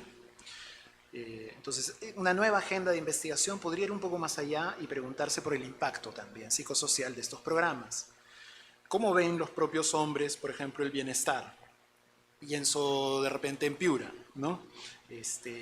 Donde he trabajado hace poco con sobrevivientes de trata, versus cómo lo ven hombres en Madre de Dios, ¿no? Esto del conocimiento situado del que estamos hablando desde hace rato. ¿Qué indicadores de cambio nos proponen ellos mismos también? ¿Cómo podemos construir en todo caso esos indicadores con ellos también? También sería útil de repente investigar la pertinencia cultural de nuestros programas, justamente, ¿no? Entonces, por ejemplo, evaluar si el tema de la paternidad activa, que es, digamos, cómo se está entendiendo, cómo se reconfigura en cosmovisiones andinas, en contextos amazónicos, etc. Y cómo podría correlacionarse, por ejemplo, la sanación o la superación de experiencias dentro de la historia de los propios hombres, en su propia vida, por ejemplo, en sus infancias, con la disminución de la violencia que ejercen, o de un mayor involucramiento en el cuidado de los hijos y el cuidado cotidiano de la casa, etc. El segundo reto podría ser también despatriarcalizar el fortalecimiento institucional, el famoso fortalecimiento institucional, ¿no? Mi experiencia diseñando cursos y formaciones para operadores de salud, de justicia, docentes, etcétera, digamos, me dice, tampoco es tan amplio, pero en mi experiencia, uno encuentra siempre voluntad de cambio, siempre deseo de aprendizaje, siempre ganas de hacer algo distinto, siempre, o casi siempre. Pero eso se choca con el hecho de que estas instituciones son estructuralmente patriarcales, ¿no? Entonces, la investigación podría ser una herramienta también de deconstrucción. Podríamos intentar investigar, por ejemplo, cómo las propias representaciones de género de policías, fiscales, jueces o docentes filtran la aplicación de la ley. Cómo sus mandatos de masculinidad, ese ser duro, ese no ser emocional, ese interés en el lucro, en la acumulación de bienes y qué sé yo, podríamos decir rasgos hipermasculinos, por lo que hemos escuchado ahora, bloquean justamente la atención de calidad, el acceso a servicios, el acceso a derechos concretos. Por ejemplo, bloquean la posibilidad de brindar atención informada en el trauma para sobrevivientes de violencia sexual. Entonces, ¿qué estrategias? También pensar qué estrategias de supervisión y acompañamiento podrían ayudar a desmontar esas prácticas revictimizantes dentro de los propios equipos que facilitan o que proveen los servicios. Y bueno, un tercer reto sería entender entonces cómo las masculinidades hegemónicas se adaptan y se atrincheran en nuevos frentes de violencia. Concretamente, dos me gustaría señalar: el digital y el criminal, ¿no? Primero, el frente digital. Un trabajo reciente que he realizado sobre seguridad digital con adolescentes más o menos me da una pista, ¿no? Digamos, las tecnologías obviamente son un vector, ¿no?, de violencia de género, pero también son un campo de batalla identitario. La agenda de investigación podría abordar en un nivel cómo se usan las redes, por ejemplo, para captar a víctimas de trata, para la extorsión o para el control, ¿no es cierto?, de la pareja. Pero en otro nivel también podría analizar, digamos, un fenómeno un poquito más profundo, lo que, digamos, podríamos llamar esa función ortopédica de la identidad masculina en línea, ¿no? las redes sociales pueden actuar como un soporte rígido para masculinidades frágiles, vamos a decir, una especie de tabla de salvación en contextos de profundo cambio, de crisis constante. Entonces esa lógica del deseo del algoritmo, digamos, ¿no? Promueve una hipersexualización y un retorno reaccionario a valores tradicionales. Eso que conocemos como manósfera, como machósfera en castellano, ¿no? Entonces, ¿cómo investigamos y contrarrestamos psicosocialmente también esa radicalización? ¿Qué nuevos discursos podemos visibilizar? Yo pura pregunta, no tengo muchas certezas aquí, pura pregunta. Entonces, ¿qué nuevos discursos podemos visibilizar para contrarrestar o para contestar, en todo caso, los discursos conservas, ¿no? Esa hipermasculinización que son, como decía, una tabla de salvación para afrontar esos tiempos de cambio? Y segundo, frente al tema de la seguridad ciudadana del que hablaba y el crimen organizado, una mirada crítica nos invita, en principio, a no ver a las personas que integran estas organizaciones, aunque sean organizaciones criminales, solo pues como monstruos, perpetradores, animales que deberían estar enjaulados, ¿no? Rapados y puestos en trajes y arrodillados, ¿no? Para la foto. No estoy haciendo alusión necesariamente al presidente visitando las cárceles. Eso es una mirada punitivista que borra la historia, que borra además la agencia y la capacidad de los hombres para poder cambiar, para poder hacer algo distinto de sus vidas. Entonces, ¿qué podríamos hacer? ¿Hacia dónde podrían apuntar algunas de las preguntas? Una agenda de investigación antipatriarcal podría preguntar: ¿qué necesidades psicosociales, vamos a decir, de pertenencia, de identidad, de protección, de validación, qué sé yo, no está cubriendo el Estado, no están cubriendo las instituciones o los actores estatales en los diferentes territorios, y que sí están cubriendo las bandas criminales, ¿no? Entonces sería útil investigar, por ejemplo, cómo se configuran los roles de género dentro de algunas de esas economías ilícitas, qué función cumple la violencia extrema como rito de paso dentro de esas instituciones, dentro de esas bandas criminales, o qué función cumple la violencia extrema como rito de paso, decía, o qué papel cumplen los vínculos de compadrazgo en las redes corruptas, ¿no? Entonces, solo así podríamos diseñar algunos programas comunitarios que desde el conocimiento situado de esos barrios, de esos territorios, ofrezcan proyectos de vida alternativos y viables. Ahora, todo eso me lleva a un último y de repente un poco más introspectivo desafío. La agenda de quienes investigan. La agenda de quienes hacen la agenda. Acá estábamos hablando al principio, ¿no? Viejas y nuevas narrativas. Nosotros seremos las viejas narrativas, ¿no? ¿Cuál es la agenda de quienes estamos en este tema, ¿no?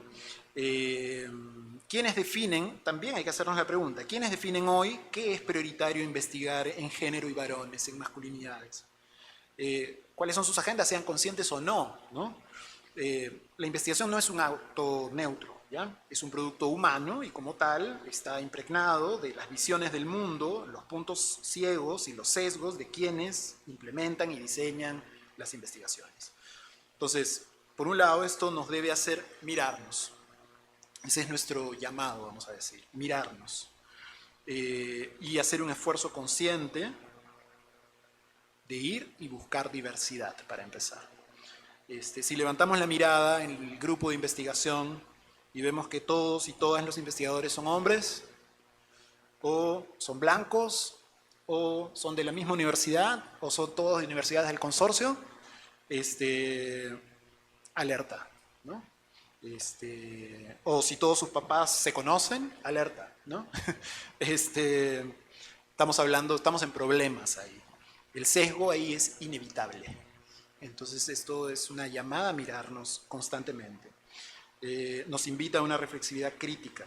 ¿Estamos realmente construyendo nuevas narrativas o estamos simplemente, digamos, diciendo viejas narrativas con un lenguaje nuevo, ¿no? Haciendo un refrito aquí? Es fundamental abrir la curiosidad hacia nuestros propios procesos como investigadores, particularmente si somos varones, particularmente si somos varones y género. Yo creo que De nada sirve una metodología de investigación refinada, ultra avanzada, con técnicas súper sofisticadas, si quien la aplica opera desde un patriarcado internalizado, sin siquiera notarlo de repente, ¿no? Entonces eso nos llama a revisarnos siempre y a buscar siempre el grupo, el colectivo, para apoyarnos en ese proceso de revisión. Dicho esto, gracias, Mirta. Gracias a todas y todos. Ay, por Dios. ¿Qué ahora? He corrido.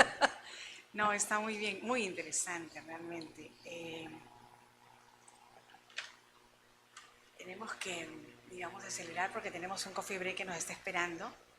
Yo solamente quiero plantear una preocupación, sí, ¿no? Por el tema de la hipermasculinización. Y en todos los campos, ¿no es cierto? En las dinámicas del poder. Eso me ha parecido bien interesante lo que plantea Danilo. No, cuando investiguemos, miremos el todo, ¿no? Y las relaciones del poder y la interdependencia. Y sí, se me queda la pregunta y claro, de repente no se puede responder ahora, pero cuando Danilo decía que se manipula lo masculino para debilitar el tejido comunitario, ¿no?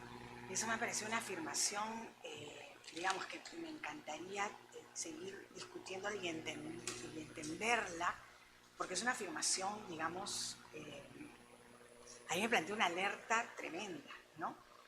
Porque entonces sobre lo masculino se estaría, sobre la hipermasculinización, se estaría debilitando incluso esas resistencias y lo alternativo de lo que nos hablaba Haikel, ¿no? Que en esa búsqueda de lo alternativo se estarían perdiendo también porque no encuentran las rutas para capitalizar y seguir con esas resistencias y alimentar esas resistencias. Entonces, una pregunta con la cual me quedo para el tema de la investigación también, y me parece genial además, y quiero decirlo, que aquí estamos, la PUC, Villarreal, San Marcos, ¿no? Y sí, Villarreal, San Marcos, ¿no? ¿No es cierto? Eso me parece bien interesante hablando de los sesgos también, ¿no? Yo sí me quedo con la pregunta de qué tipo de preguntas hacemos para que respondan la investigación de cómo ayudamos desde las intervenciones, desde las políticas públicas, para que se encuentren esas rutas para afirmar la resistencia y finalmente lo alternativo, que incluso en la pirámide de Danilo también está, ¿no? Que me pareció bien interesante también. Bueno, eso. Yo no sé si Danilo y Haikel quisieran decir finalmente, rápidamente, para luego irnos al coffee break, ¿algo? ¿Sí? ¿Sí? Bueno, bueno, muchas gracias. También nuevamente Jake, Mirta, y bien bacán lo que dijeron Cristian y Tatiana. Bueno, yo sí, tú tienes esta investigación de los esposos dirigentes, porque eso me interesa un montón. La investigación de los esposos dirigentes. Eso me parece fascinante. Bueno, entonces, bueno, yo pienso un poco eso, ¿no? Que digamos que es por un lado lo que tú dijiste, ¿no? O sea, una investigación pensando en el activismo social, ¿no? Yo pienso que, bueno, que ahora que estamos, ¿no? Pues no, o sea, con un activismo social joven, ¿no? Sacando adelante, digamos, ¿no? O sea, siendo los representantes del malestar del país, entonces es bien importante estar pensando eso, ¿no? Y más si pensamos, ¿no? O sea, en esa idea, digamos, de la extrema derecha, o sea, y de esa destrucción del tejido comunitario justamente, y que se está dando a través de Internet, ¿no? Entonces, por ejemplo, o sea, en Argentina y en Europa es muy claro como los jóvenes varones son los que están así totalmente adhiriendo a la extrema derecha, ¿no? Mucho más que las mujeres, ¿no? Y obviamente esa extrema derecha, pues no, o sea, claro que hay tendencias a normalizar a esa extrema derecha, ¿no? Porque ya son tantos y tanto poder tienen que hay un riesgo de normalizarlas, pero sí podemos seguir tratándolas pues como lo que son, ¿no? Digamos un neofascismo, ¿no? Y que el compromiso del siglo XX era no volver a repetirlas, ¿no? Entonces, ¿cómo es que llegan a esos jóvenes, no? Y ahí yo pienso que es eso, ¿no? O sea, esa idea de poder, ¿no? Que además, digamos, o sea, tú estás ahí en la red y haces lo que quieres, haces clic en donde quieres, ¿no?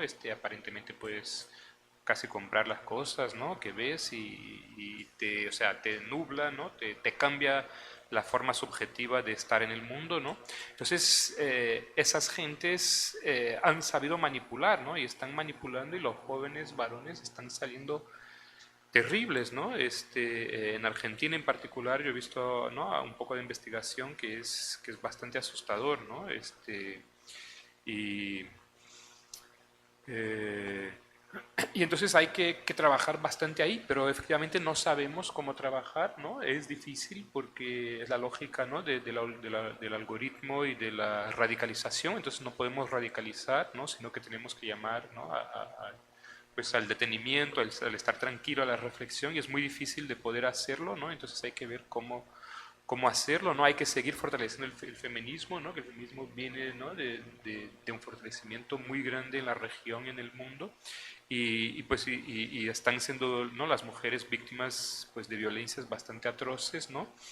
Eh, Luego también hay que pensar el modelo económico, ¿no? Porque esa idea, ¿no? De ese modelo económico, ¿no? De mucho consumismo, ¿no? Y de que vemos el mundo y que parece que lo podemos comprar, que podemos viajar y todo eso tiene que acabar muy pronto. O sea, tenemos que volver a las experiencias de nuestros abuelos, ¿no? De que tener una cosa, dos o tres cosas, eso es lo básico y no podemos querer muchas más cosas porque, pues porque somos pobres y si las queremos vamos a terminar endeudados en el mejor de los casos, ¿no? Entonces hay que volver a insistir en algún tipo de lo que se conoce como decrecimiento, ¿no?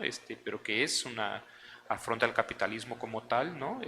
Tenemos que empezar a trabajar eso, pero es muy difícil, ¿no? Porque nadie quiere, ya estamos todos acostumbrados a tener tantos productos que ya nos cuesta imaginar y nos cuesta imaginar cómo vamos a convencer a otras personas que tienen que ir hacia algún tipo de decrecimiento, pero tenemos que hacerlo y sobre todo con la juventud porque el mundo les va a ser más difícil, ¿no? Y bueno, en fin, eso. Gracias, Danilo. Gracias nuevamente a cada uno de ustedes. Un par de reacciones, tal vez, a propósito de lo que nos comentaba Tatiana y Cristian, ¿no?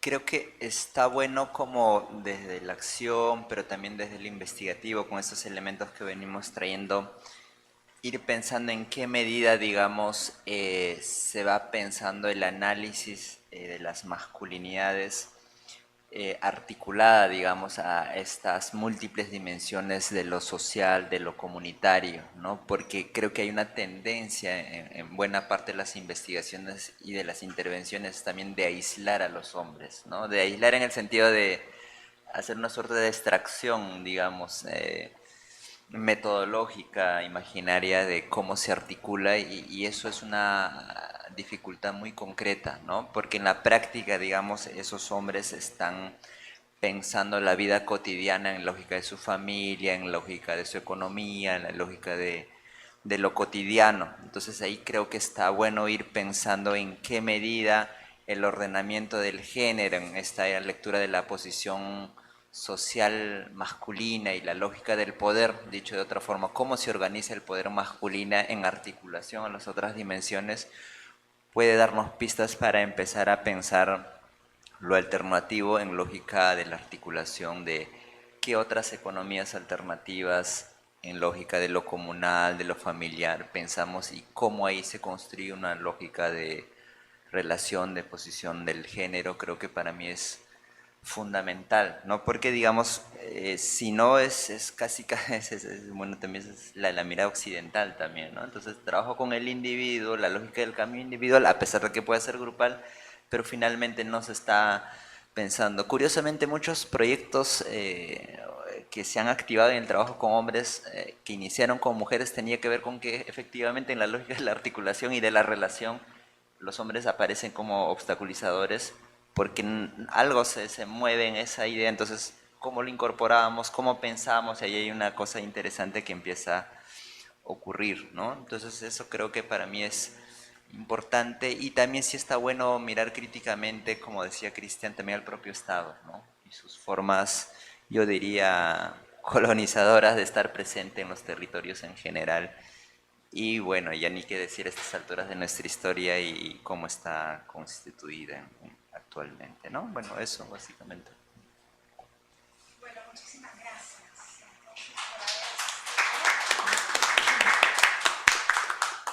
Lamentablemente estaba previsto darle la palabra también, pero lamentablemente viene otro evento, entonces nos queda invitarlos, invitarlas al cafecito. En el café.